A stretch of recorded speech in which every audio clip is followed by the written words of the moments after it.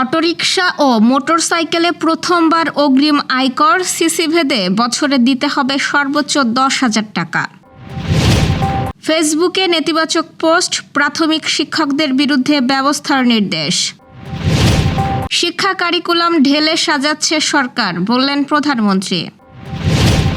Dealer নিয়োগে online আবেদন আহ্বান টিসিবির। সব 50 শয্যা হাসপাতালকে 100 শয্যা করা হবে, ঘোষণা স্বাস্থ্যমন্ত্রীর। 10 জেলায় বৃষ্টিসহ ঝড়ের আভাস, নদীবন্দরে সতর্কতা জারি। পাকিস্তানকে 268 রানের লক্ষ্য দিল বাংলাদেশ। দর্শক, শুনছিলেন দিনের শীর্ষ খবরের প্রধান শিরোনাম। এবার বিস্তারিত। তার আগে আমাদের ইউটিউব চ্যানেল সাবস্ক্রাইব করুন এবং সব খবর পেতে ফেসবুক পেজ ফলো করে রাখার পাশাপাশি ওয়েবসাইট ভিজিট করুন। দেশে প্রথমবারের মতো মোটরসাইকেল ও ব্যাটারি চালিত অটোরিকশাকে অগ্রিম আয়করের আওতায় আনার পরিকল্পনা করছে সরকার। আগামী 2026-27 অর্থ বছরের বাজেটে এই সংক্রান্ত প্রস্তাব রাখা হতে পারে বলে অর্থ মন্ত্রণালয় ও জাতীয় রাজস্ব বোর্ড সূত্র জানাচ্ছে। সোমবার অর্থমন্ত্রী আমির খসরু মাহমুদ চৌধুরীর সঙ্গে আনুষ্ঠানিক বাজেট সংশ্লিষ্ট বৈঠকে এই প্রস্তাবে নীতিগত সম্মতি দেওয়া হয়েছে বলেও জানা গেছে।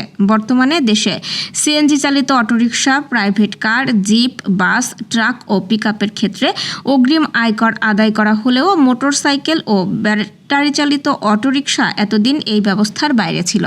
তবে রাজস্ব আহরণ বাড়ানো এবং কর ব্যবস্থায় স্বচ্ছতা আনার লক্ষ্যে এবার নতুন এই দুই খাতকে কর জালের আওতায় আনতে চায় সরকার। প্রস্তাব অনুযায়ী 110 সিসি পর্যন্ত মোটরসাইকেল করমুক্ত রাখা হতে পারে। তবে 111 থেকে 125 সিসির মোটরসাইকেলের ক্ষেত্রে বছরে 2,000 টাকা, 126 থেকে 165 সিসির ক্ষেত্রে 5,000 টাকা এবং 165 সিসির বেশি ইঞ্জিন ক্ষমতার বাইকের জন্য বছরে 10,000 টাকা অগ্রিম আয়কর নির্ধারণের চিন্তা করছে এনবিআর। বিআরটিএ সর্বশেষ তথ্য অনুযায়ী দেশে বর্তমানে নিবন্ধিত মোটরসাইকেলের সংখ্যা প্রায় 49 লাখ। এর মধ্যে উল্লেখযোগ্য অংশই 110 সিসির বেশি হওয়ায় নতুন কর কার্যকর হলে বিপুল পরিমাণ রাজস্ব আদায়ের সম্ভাবনা দেখছে সরকার। সংশ্লিষ্ট কর্মকর্তাদের ধারণা, গড়ে প্রতিটি মোটরসাইকেল থেকে 4,000 টাকা কর আদায় করা গেলে বছরে 1,500 কোটি টাকার বেশি রাজস্ব পাওয়া সম্ভব। এদিকে ব্যাটারি চালিত অটোরিকশাকেও প্রথমবারের মতো করের আওতায় আনার পরিকল্পনা নেওয়া হয়েছে। প্রস্তাব অনুযায়ী সিটি কর্পোরেশন এলাকায় চলাচলকারী অটোরিকশার জন্য বছরে 5,000 টাকা, পৌরসভা এলাকায় 2,000 টাকা এবং ইউনিয়ন পর্যায়ে 1,000 টাকা অগ্রিম আয়কর নির্ধারণ করা হতে পারে। সরকার ইতোমধ্যেই বৈদ্যুতিক 3 হুইলার ব্যবস্থাপনা নীতিমালা 2025-এর খসড়া তৈরি করেছে। সেখানে নিবন্ধন সনদ, ফিটনেস সার্টিফিকেট ও ট্যাক্স টোকেন বাধ্যতামূলক করার কথা বলা হয়েছে। একই সঙ্গে এসব যানবাহনের ওপর এনবিআর নির্ধারিত শুল্ক ও কর আরোপের বিধানও রাখা হয়েছে। সরকারি প্রাথমিক বিদ্যালয়ের শিক্ষকদের ফেসবুক সহ বিভিন্ন সামাজিক যোগাযোগ মাধ্যম ব্যবহারে সতর্ক করেছে প্রাথমিক ও গণশিক্ষা মন্ত্রণালয়। একই সঙ্গে নেতিবাচক পোস্ট দাতাদের শনাক্ত করে ব্যবস্থা নেওয়ার নির্দেশনা দেওয়া হয়েছে। আজ এক নির্দেশনায় বলা হয়, সারা দেশের সরকারি প্রাথমিক বিদ্যালয়ে কর্মরত কতিপয় শিক্ষক সামাজিক যোগাযোগ মাধ্যমে নেতিবাচক পোস্ট করছেন। তারা সরকার, সরকারি দপ্তর ও সরকারি সিদ্ধান্তের বিরুদ্ধে কটূক্তি, অপপ্রচার ও আপত্তিকর পোস্ট করছেন কিংবা পোস্ট শেয়ার করছেন। এর ফলে সরকারের ভাবমূর্তি ক্ষুণ্ণ হচ্ছে। সরকারি প্রতিষ্ঠানে সামাজিক যোগাযোগ মাধ্যম ব্যবহারের ক্ষেত্রে মন্ত্রিপরিষদ বিভাগ কর্তৃক প্রণীত সরকারি প্রতিষ্ঠানে সামাজিক যোগাযোগ মাধ্যম ব্যবহার নির্দেশিকা 2019 সকল সরকারি কর্মচারীর জন্য প্রযোজ্য। সামাজিক যোগাযোগ মাধ্যম ব্যবহার করার ক্ষেত্রে এই নির্দেশিকা অমান্য করা সরকারি চাকুরি বিধির সুস্পষ্ট লঙ্ঘন এবং সরকারি কর্মচারীর শৃঙ্খলা ও আপিল বিধিমালা 2018 অনুযায়ী অসৎ আচরণের পর্যায়ভুক্ত অপরাধ।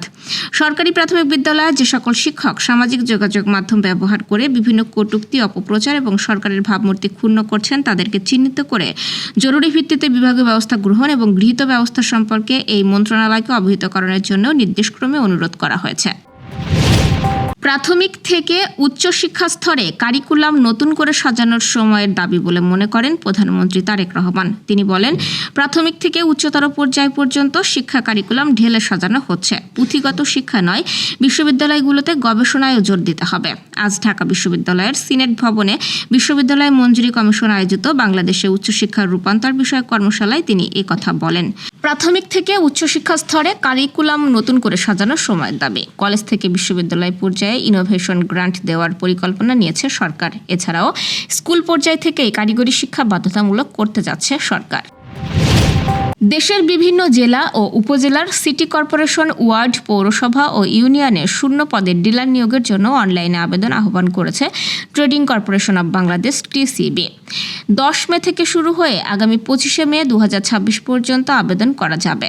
সম্প্রতি টিসিবির অতিরিক্ত পরিচালক মোহাম্মদ আনিসুর স্বাক্ষরিত এক বিজ্ঞপ্তিতে এই তথ্য জানানো হয়। বিজ্ঞপ্তিতে বলা হয়েছে, টিসিবি কর্তৃক ক্রয়কৃত ভোগ্যপণ্য নির্ধারিত উপকারভোগী পরিবার ও সাধারণ জনগণের মাঝে ভর্তুকি মূল্যে বিক্রয়ের লক্ষ্যে এই ডিলার নিয়োগ কার্যক্রম পরিচালনা করা হচ্ছে। বিজ্ঞপ্তি অনুযায়ী ঢাকা, মানিকগঞ্জ, মুন্সিগঞ্জ, নরসিংদী, নারায়ণগঞ্জ, ফরিদপুর, রাজবাড়ী, গোপালগঞ্জ, মাদারীপুর, শরীয়তপুর, টাঙ্গাইল, কিশোরগঞ্জ, গাজীপুর, ঝিনাইদহ, যশোর, মাগুরা, কুমিল্লা, ব্রাহ্মণবাড়িয়া, নোয়াখালী, চাঁদপুর, লক্ষ্মীপুর, ফেনী, খুলনা, নড়াইল, সাতক্ষীরা, বাগেরহাট, বরিশাল, বরগুনা, পটুয়াখালী, ঝালকাঠি, ভোলা, পিরোজপুর, নেত্রকোনা, ময়মনসিংহ, জামালপুর, শেরপুর, লালমনিরহাট, রাজশাহী, চাঁপাইনবাবগঞ্জ, পাবনা, নওগাঁ, বগুড়া, সিরাজগঞ্জ, মৌলভীবাজার, সিলেট, হবিগঞ্জ, সুনামগঞ্জ, চট্টগ্রাম, কক্সবাজার, খাগড়াছড়ি, বান্দরবান, রাঙামাটি, ঠাকুরগাঁও ও দিনাজপুর জেলার নির্দিষ্ট এলাকায় শূন্য ডিলার পদে আবেদন গ্রহণ করা হবে। টিসিবি জানিয়েছে, শুধুমাত্র অনলাইনের মাধ্যমে আবেদন করা যাবে। সরাসরি ডাকযোগে, কুরিয়ার কিংবা অন্য কোনো মাধ্যমে আবেদন গ্রহণ করা হবে না।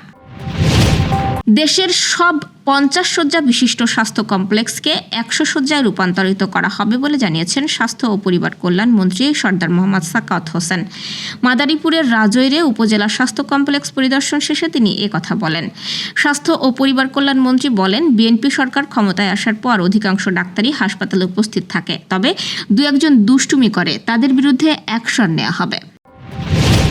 দেশের 10 জেলার ওপর দিয়ে ঘন্টায় সর্বোচ্চ 60 কিলোমিটার বেগে ঝড় বয়ে যেতে পারে। একই সঙ্গে বৃষ্টি অথবা বজ্রসহ বৃষ্টির পূর্বাভাস দেওয়া হয়েছে।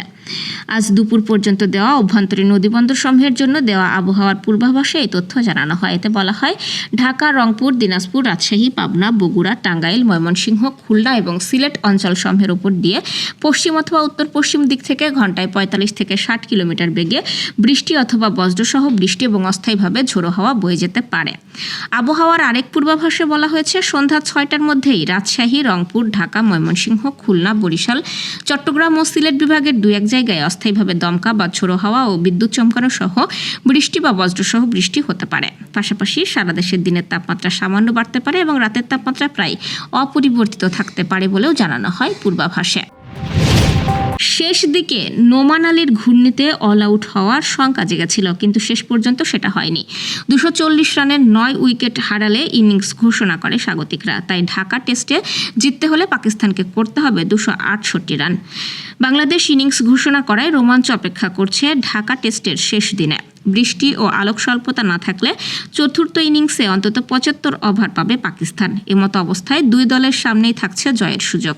জয়ের লক্ষ্য থাকলে আক্রমণাত্মক ব্যাটিং করতে হবে সফরকারীদের। শান মাসুদের দল সেই পথে হাঁটলে তাদের অল আউট হওয়ার ঝুঁকিও থাকবে, অর্থাৎ এই টেস্ট ফল হওয়ার সম্ভাবনা খুবই বেশি। দর্শক, এই ছিল এখনকার আয়োজন। পরবর্তী খবর দেখুন বেলা 3টায়। এতক্ষণ সাথে থাকার জন্য ধন্যবাদ।